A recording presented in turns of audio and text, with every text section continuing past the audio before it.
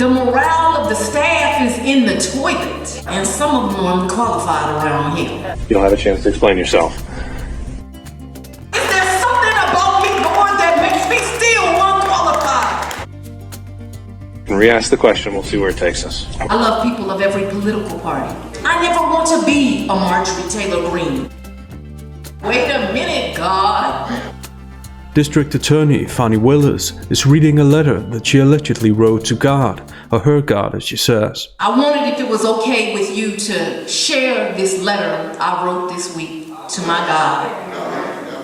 But you are warned, it ain't the prettiest journey.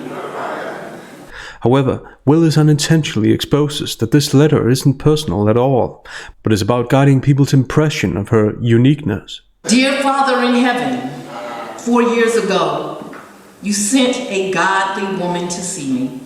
She said you had seen my heart, and you, Father, knew how I loved this county and my community. She said you revealed to her that if I had promised to work hard, follow you, root out corruption at every level, you would give me the position of leadership I sought. God did not seem to care about my laundry list of shortcomings, so I obeyed. I'd like to think that most people would laugh it off if anyone told them about such visions, or at the very least that they wouldn't take such visions seriously. So the fact that she takes these visions at face value demonstrates an unreasonably high sense of self-importance and a need to be admired by the audience. She mixes the praise with humble brag. This way, the actual purpose of her modest statements is to draw attention to what she's proud of, that someone recognized her uniqueness. How does Willis continue to use this letter to God as self-promotion? And what does it say about a DA who's willing to play on the emotions that people have for God in order to elevate herself and garner sympathy? Are these signs of a DA whom people can trust? In the next excerpt, Willis uses her talk with God to make her job sound hard. Thus, her statements have a self-protective function. Why should I, your lowly servant, get this honor? But then this job began. Wait a minute, God. You forgot to tell me there was more than 50,000 cases not closed. You left that detail out. Wait a minute, God. 18,000 unindicted cases going back 7 years? And my personal favorite. Wait a minute, God. The morale of the staff is in the toilet, and some of them are unqualified around here. Such a great move for someone in a leadership position, making yourself look good by making staff members look bad. This kind of rhetoric isn't divisive at all. I'm glad Willis got to prove how qualified and moral she is in comparison. Yes. Was your father still living in your house? Right, because my father... That's all I ask you. But I get to explain the answer, sir. I don't know if there's an explanation. If I ask you, was your father still living at your house, the answer is either he was or he wasn't. Yes, but you are going to get to argue at the end of this, as we both know. You don't have a chance to explain yourself. The question was whether your father was not staying there at the time. All right, Mr. Sadar, we can re-ask the question. We'll see where it takes us. Okay, thank you, Your Honor. Mr. Wade visited you at the place you laid your head. When? Has he ever visited you at the place you laid your head? So let's be clear, because you lied in this. Let me tell you which one you lied in. Right here. I think you lied right here. No. This is the truth, Judge. And it is a lie. It is a lie. Right, Ms. Willis? You see. Mr. Sadar, thank you. We're going to take 5 minutes. Willis's linguistic self-defense continues. You did not tell me that the people would think they required of me perfection and flawless. God, why would you send this imperfect and very flawed woman to that position? Perfection and flawless are deliberately hyperbolic words that emphasize Willis's victim narrative, even though it's hard to imagine that she's had to deal with significantly more pressure than most DAs in the country. At this point in time, Willis needed a victim narrative. Considering her relationship with prosecutor Nathan Wade, she knew she had made decisions that were questionable, to say the least.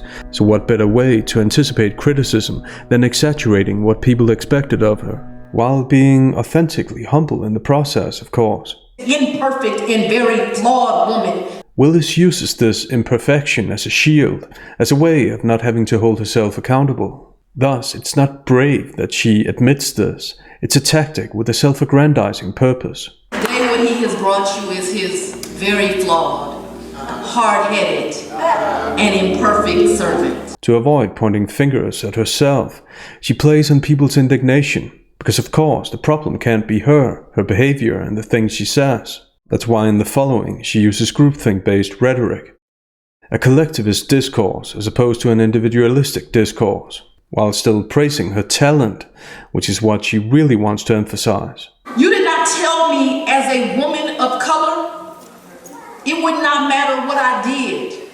My motive, my talent, my ability, and my character would be constantly attacked. Why are they so surprised that a diverse team, that I assembled, your child, can accomplish extraordinary things? Groupthink-based rhetoric points to the speaker being highly self-aware, aware which terms to use to upset and thus control the audience, and it often points to the speaker being disingenuous, or deceptive even. Next, Willis makes a personal attack that emphasizes the obvious, that she was being disingenuous to say the least, when she said that this was a letter she wrote to God. Dear God, I do not want to be like those that attack me. I never want to be a Marjorie Taylor Greene, who has never met me, but has allowed her spirit to be filled with hate. Hate is a term that certain people use to dishonestly oversimplify and generalize the specific criticism they face. This way, they don't have to deal with it.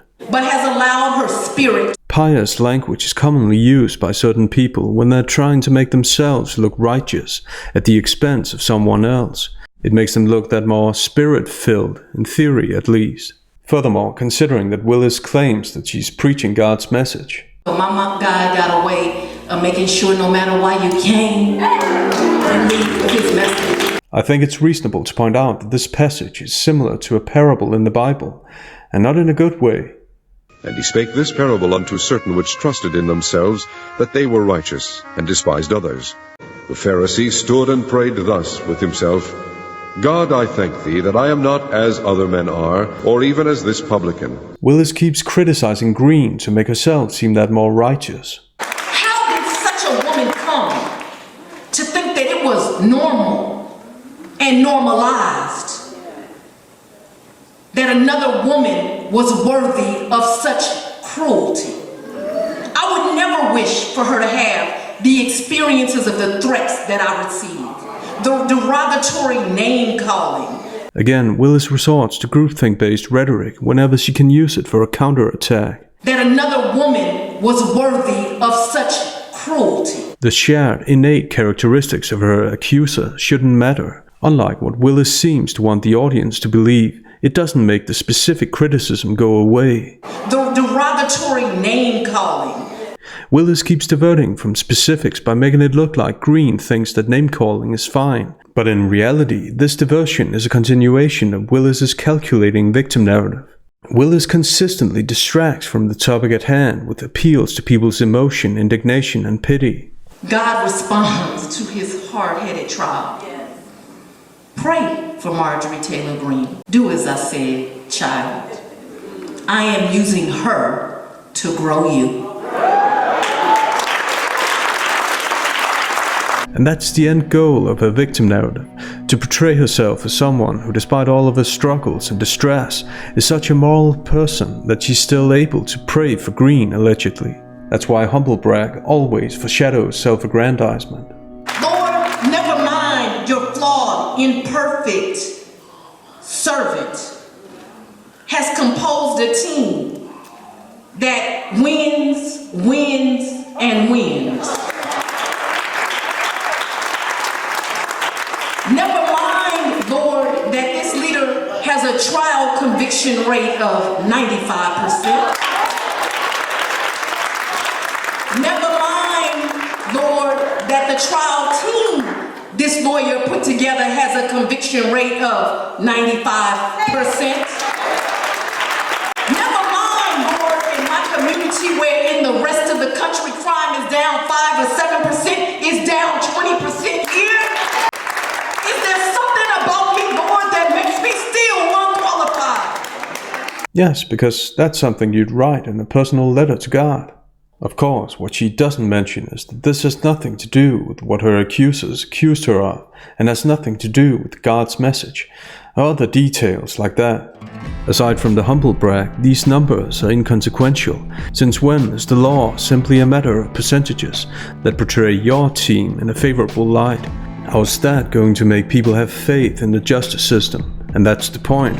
Willis thinks about herself first and foremost. The occasional, convenient groupthink-based rhetoric is designed to cover up for that. Never mind, never mind, never mind, never mind. Well, she obviously minds because she's saying it. And next, it's time for a touching dialogue between Willis and her God. I am tired of being treated cruelly. Pray for them anyway, child. Pray for their hearts. Pray for their souls. I qualified you. I qualified your imperfect, flawed self. I saw you in every hour. Do my work. Ignore the distractions. It's strange how Willis can know what her God's telling her. It wouldn't have to be because these are really just her thoughts, would it? But anything to make yourself look special, I guess. Willis and her God are one and the same, not separate entities, as Willis will have the audience believe. Therefore, Willis isn't describing God's plan. She hides behind God's ethos, the ability and credibility that believers ascribe to God, because she herself lacks credibility. In the following, she even compares herself to a biblical character. He's the same God that took Moses to that burning bush. How many of y'all know Moses had a speech impediment? God must like hard-headed children, because Moses told him, you know I got a speech impediment, right? And who am lowly me to go do that? He said, go tell him the great I am sent you. God will use regular, ordinary folks to do extraordinary things. Let me say that for y'all again. How many of you all know the God I serve will use ordinary folks to do extraordinary things? I understood it the first time, but there's nothing like repetition to cover up for the facts that she doesn't want to be held accountable. Hard-headed, lowly me. These are terms that Willis has used about herself multiple times. Thus, she's inviting the audience to think of her as a Moses-like figure that does extraordinary things, which sounds about as sincere as this reading. Who lost the spouse? Yes. Your wife has departed? Do you still have her chair? No. Or did she have an issue with her legs prior to her passing? No. So she's shaking her head no. So I don't care if you believe in what I do. God's using ordinary people to do extraordinary things. I come real regular. In fact, when I meet people, that's what they say. Real regular. You don't have no airs about yourself. And I say, well, how can I come from regular folk. I ain't got no pedigree. I'm not a member of any of those elite organizations. And one more thing, I'm as flawed as they come. Yet she doesn't specify her flaws. It's easy and convenient to talk about being flawed in general, especially when she's just finished saying that people's first impression of her is that she doesn't have errors about herself, which I'm sure was also many other people's first impression of her when they saw her good behavior in court. This doesn't sound like a completely reliable first impression of Willis, or anyone for that matter, but at least she got to portray herself as being at eye level with ordinary people. I come real regular. So, what's not to like? And as if it wasn't already clear what the agenda behind her self-deprecating statements is, Willis goes on to underline what's special about her, just in case the audience still has any doubt. But there is something special about me. It's my willingness to love people. I love people of every political party, different viewpoints, different races. And one thing you will come to learn about me is I make sure everyone else is good, and sometimes I'm not. There's no praise like self-praise. Again, Willis's groupthink is revealed, and it's as generic and politician-like as ever. She doesn't say what she loves about the individuals in the group she mentions, but still she speaks as if she deserves a medal for her special kind of love.